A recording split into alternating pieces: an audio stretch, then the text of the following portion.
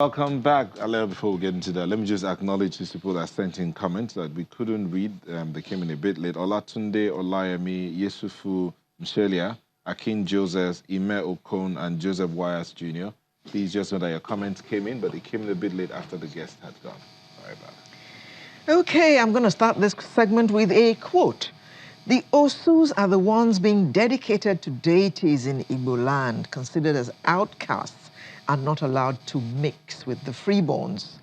They are enslaved to these deities and made to make oath of allegiance that their unborn generation will also do the same.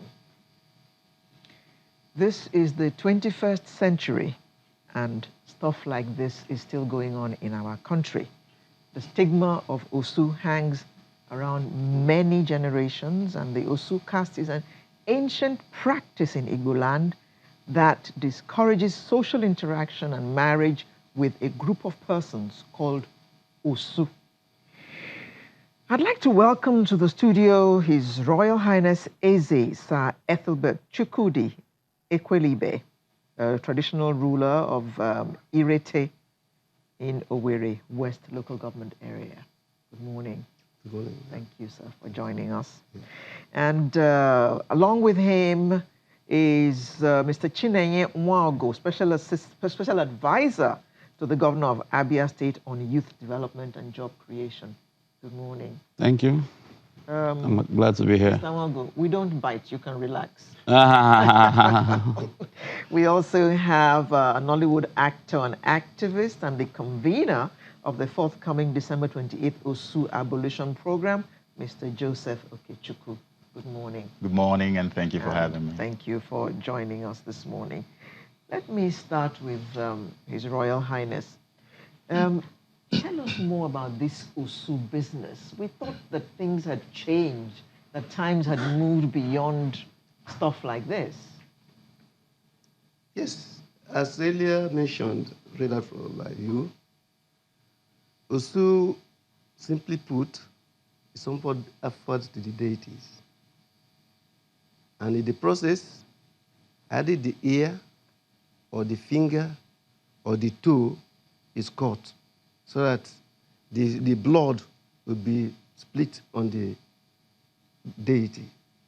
And for that reason, we have village deity, we have kindred, even community.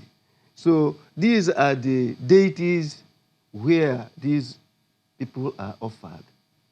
So, pardon me, are you saying that anybody who is Osu has some part of them missing that has been cut off? Of course. The one that is offered at the point in time. But unfortunately, it couldn't have remained up to now.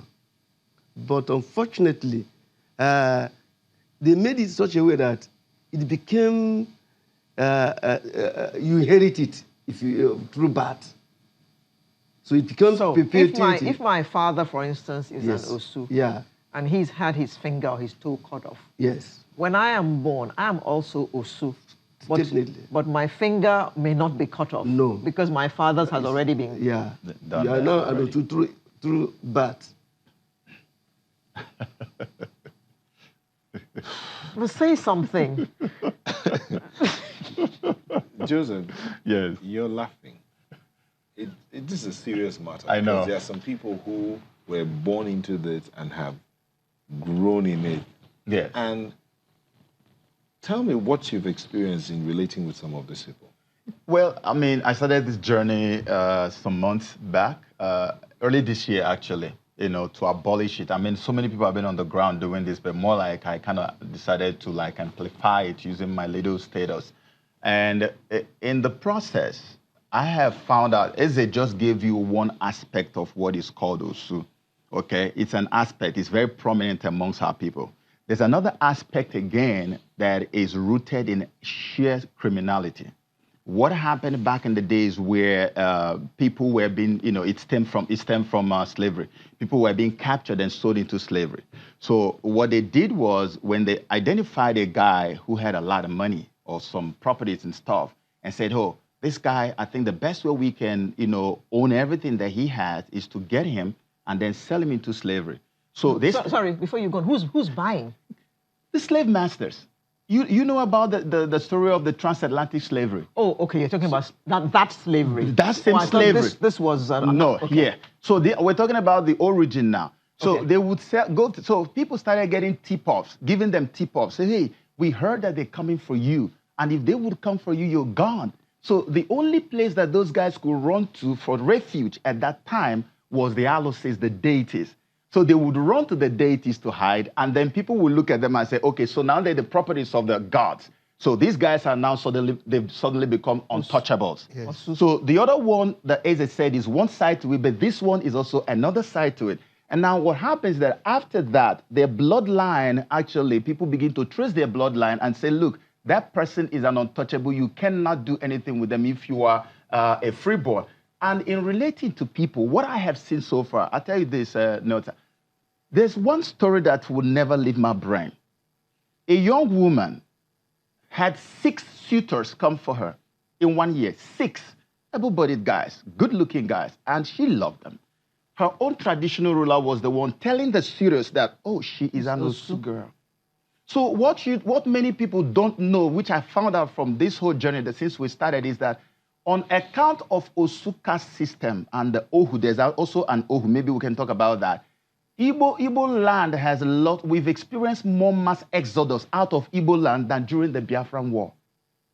On account of this same obnoxious practice, we have recorded more suicide cases than any other cause of suicide ever known to our people. This same thing, I can tell you, I've been relating to a lot of people who are victims. And every time we're seeing cases of suicide, people crying, weeping, I got tired. My secretary will come to me and say, sir, look at another video again. She's weeping. I'm in love with this man. We dated for 3 years, and they don't want me to marry this man. What do I do? Can you go to my village? And this is happening like right now. You know, when I started, people told me, oh, Joe, what are you really fighting this for? It's no longer happening. So there was this denial that was very intentional. And so when I almost got discouraged, but when I got into it, I found out that about 95 to 96% of all our place in Igbo land still practice and observe this. They don't want to agree to it, but that's what is happening. Time to bring in Chineye. Yeah. Chineye, you are advisor to the governor on youth development. Yes. So what is the government doing about this? Well, I think these are some of the vestiges of moribund or old traditional practices. Like the Eze said, we should be thrown out the window. It's thrown out of